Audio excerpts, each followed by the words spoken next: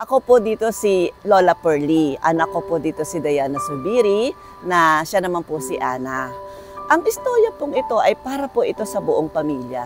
Lalong-lalo na po ito sa mga nanay na kailangan kahit matatanda na yung anak nila, may mga sarili-sarili na silang pamilya, dapat susubaybayan pa rin nila.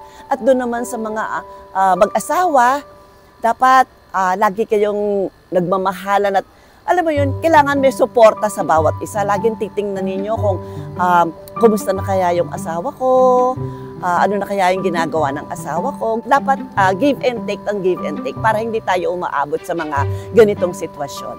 Ako po si Tanya Gomez at iniimbitahan ko po kayong manood ng #MPKTakas. 8:15 po ng gabi sa Sabado na po yan. Dito po sa GMA.